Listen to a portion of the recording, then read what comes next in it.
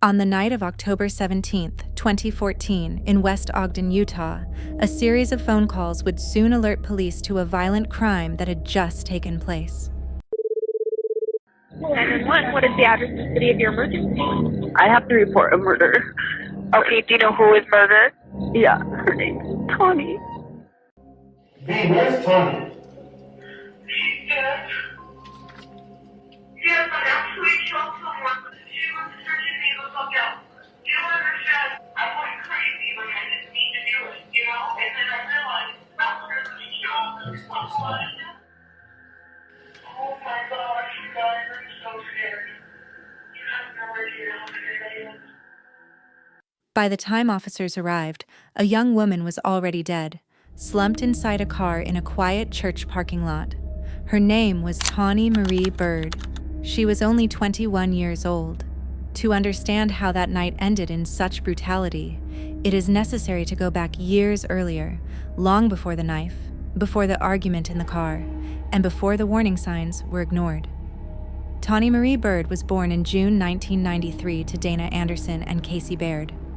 Although her parents separated when she was still a baby, they remained on good terms and shared responsibility in raising their daughter.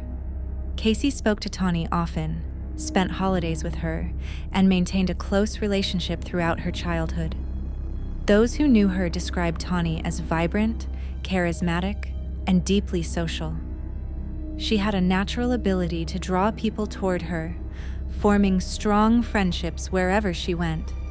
Family members often said she had a light about her, something that made others feel comfortable and seen. Tawnie grew up in Holiday, a city just outside Salt Lake City, Utah. She later enrolled at Salt Lake Community College and worked as an accounting assistant while planning her future. She was ambitious and creative, with dreams that reached far beyond her hometown. Tawnie wanted to be a singer, to work in the music industry, and one day live in California near the ocean.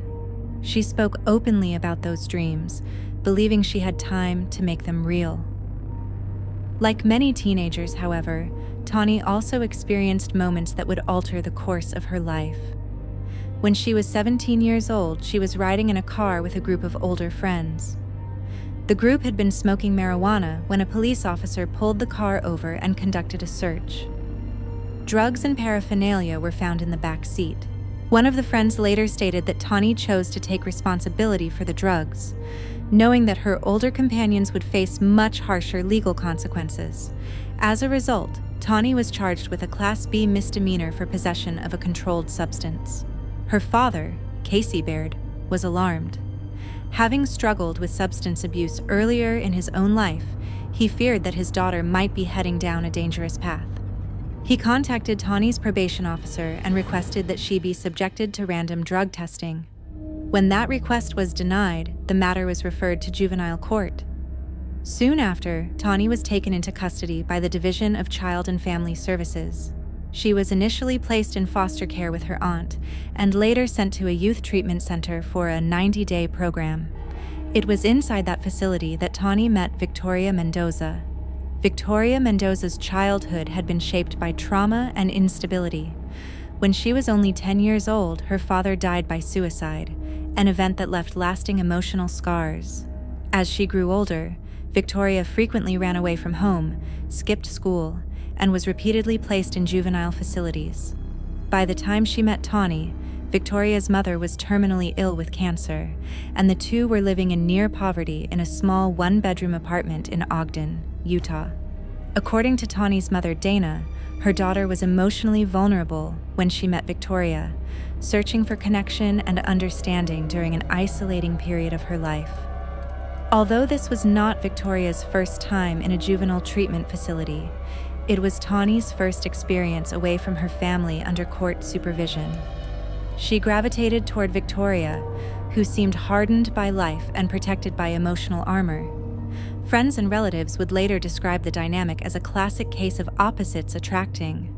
Tawnie was outgoing, playful, and flirtatious, while Victoria was quiet, intense, and easily jealous.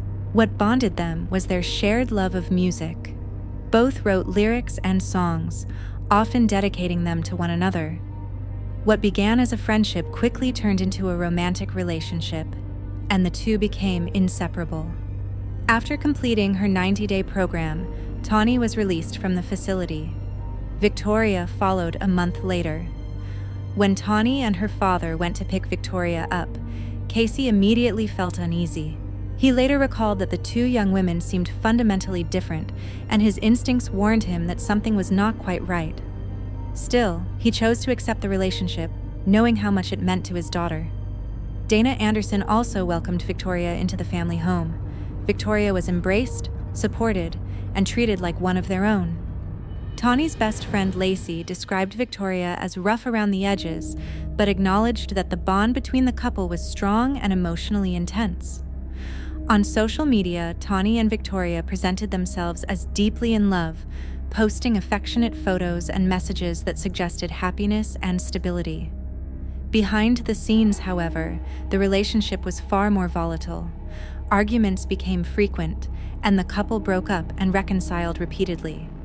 Jealousy grew, and the emotional intensity of their bond turned increasingly unhealthy. When Victoria cheated on Tawnie with one of Tawnie's friends, she later uploaded a video to YouTube, publicly begging Tawnie to take her back. In the video, Victoria apologized, professed her love, and insisted she would do anything to prove she could be a better partner. Tawnie eventually reconciled with her once again. Victoria became deeply integrated into Tawnie's family. Casey and Dana supported her through the devastating loss of her mother to cancer. Victoria eventually moved into the family home permanently. Tawnie's grandmother even paid for some of Victoria's tattoos to be removed in hopes of helping her start fresh as she prepared for her first legitimate job as a security guard. From the outside, it appeared that Victoria was rebuilding her life with the support of those around her. Inside the home, however, the relationship grew increasingly volatile. Arguments escalated, and family members often intervened to stop fights between the couple. Despite the warning signs, no one believed the situation would turn deadly. The relationship had become deeply codependent, with Victoria displaying controlling and possessive behavior toward Tawnie, resenting her interactions with others. One day, Tawnie returned home with a bleeding lip and one of her front teeth missing. Dana immediately suspected Victoria and threatened to call the police. Tawnie begged her mother not to report it, knowing that Victoria was now over 18 and would face serious legal consequences. Wanting to protect her partner, Tawnie convinced her family to stay silent. Casey noticed the missing tooth and scratches on Victoria's face and suspected something darker was happening, but the couple insisted the injuries were the result of a fight at a party. No report was made. Friends later said Victoria knew how to manipulate everyone around her, saying exactly what was needed to calm suspicion. Despite clear evidence of abuse, the relationship continued. By 2014, Tawnie and Victoria had been together for nearly 5 years. On October 17, 2014, they traveled to Ogden to visit relatives and friends. That night would mark the final chapter of Tawnie Marie Bird's life, a chapter that would end in violence, heartbreak, and irreversible loss. On the evening of October 17, 2014, Tawnie Marie Bird and Victoria Mendoza traveled to Ogden, Utah, to visit friends and relatives. By all outward appearances, it was an ordinary night. There were no plans that suggested it would be their last evening together, no indication that the long, volatile history between them was about to reach a fatal breaking point. As the night went on, tension surfaced once again. During the gathering, Victoria repeatedly excused herself to the bathroom, remaining there for extended periods of time. When she returned, her mood was noticeably altered. She appeared agitated and demanded that the group leave early. The reason for her anger was unclear to those around her, but it was evident that something had triggered yet another argument between the couple. Later that night, Tawnie, Victoria, and Tawnie's close friend Lacey got into the car to drive home. Victoria sat in the back seat, silent, but visibly angry. The tension inside the vehicle was heavy and unmistakable. When Tawnie dropped Lacey off at her home, the two friends exchanged a simple but haunting farewell. "I love you," Lacey said. "I love you too," Tawnie replied. Those would be the last words Lacey ever heard from her. What happened next unfolded away from witnesses. According to Victoria Mendoza's later statements, another argument erupted between her and Tawnie as they continued driving. The disagreement escalated rapidly. At some point during the confrontation, Victoria pulled a 4-inch knife from her pocket. As Tawnie drove, Victoria began stabbing her. Despite being attacked, Tawnie managed to steer the vehicle into a parking lot at 2484 East Avenue in West Ogden, a quiet area near a church. There, the violence intensified. Victoria continued stabbing Tawnie repeatedly, inflicting more than 40 stab wounds across her body. The attack was frenzied and relentless. By the time it ended, Tawnie had suffered catastrophic injuries and was no longer able to defend herself. She died inside the car, bleeding out in the driver's seat. After the stabbing, Victoria pushed Tawnie's body into the passenger seat. She then drove the vehicle for a short distance before stopping. Instead of immediately calling emergency services, Victoria contacted several people she knew, including a friend named Aaron. Shortly after midnight on October 18, 2014, one of those individuals contacted 911 to report a murder. When police officers arrived at the parking lot, they found a horrifying scene. Tawnie Marie Bird was slumped inside the car, covered in blood, with stab wounds across her body. Paramedics pronounced her dead at the scene. Victoria Mendoza was present and admitted to officers that she had stabbed Tawnie during an argument. She told them the knife was still inside the vehicle. Victoria was taken into custody without incident. Investigators quickly secured the scene and began documenting evidence. The interior of the car showed signs of a violent struggle. Blood spatter patterns, the location of the weapon, and the positioning of Tawnie's body all indicated a sustained and aggressive attack. The medical examiner later confirmed that Tawnie had suffered approximately 46 stab wounds, many of them deep and fatal. The number and placement of the injuries demonstrated an extreme level of force. As news of the killing spread, Tawnie's family was notified. Her father, Casey Baird, was out of state on a work trip at the time. Upon learning of his daughter's death, he posted on social media that he was devastated, lost, and determined to seek justice. Tawnie's mother, Dana Anderson, was left grappling with overwhelming grief and guilt, haunted by the moments when she had threatened to call the police but ultimately did not. Victoria Mendoza was formally charged with first-degree murder. Her bail was initially set at $100,000, but prosecutors quickly moved to revoke it. During court hearings, the state argued that Victoria posed a serious danger to the public, citing the brutality of the attack and her own admissions. The defense claimed she was not a threat and argued that denying bail amounted to preemptive punishment. The judge disagreed. The court ordered that Victoria be held without bail, a decision that brought a measure of relief to Tawnie's family. Prosecutors emphasized that the attack had been wildly disproportionate to any alleged provocation. Even according to Victoria's own account, she claimed Tawnie had struck her and pulled her hair. The state argued that such claims did not justify a violent response involving dozens of stab wounds. During early proceedings, Victoria pleaded not guilty and reportedly threatened self-harm.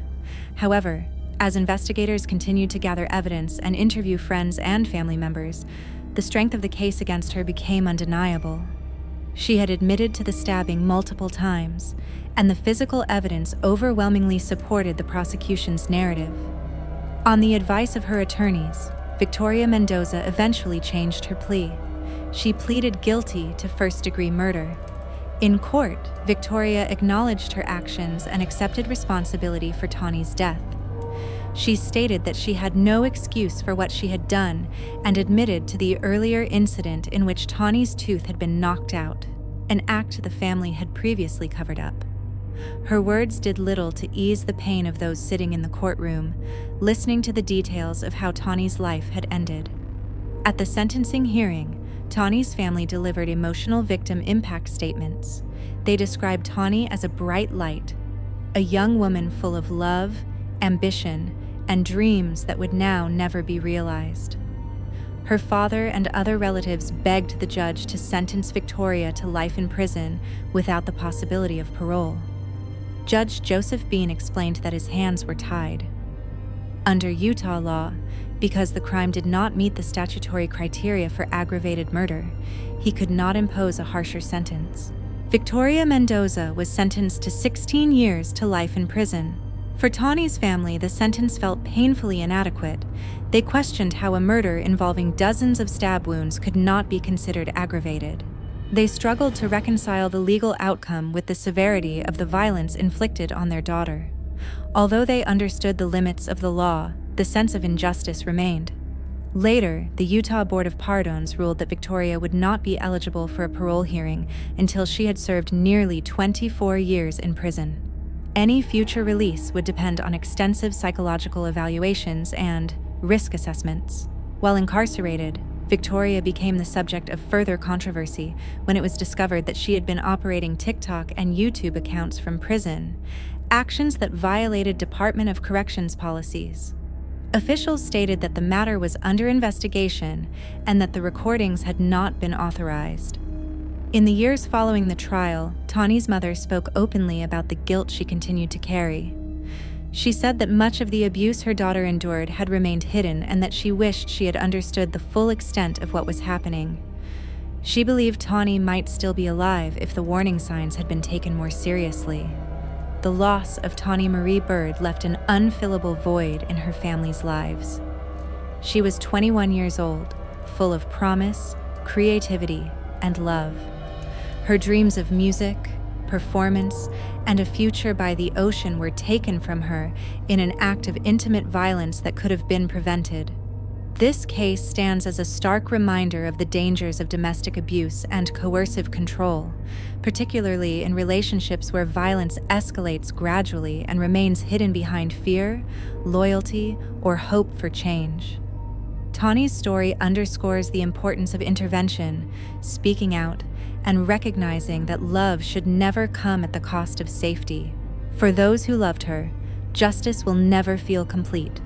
But by telling her story, they hope others might recognize the warning signs early and escape before it is too late.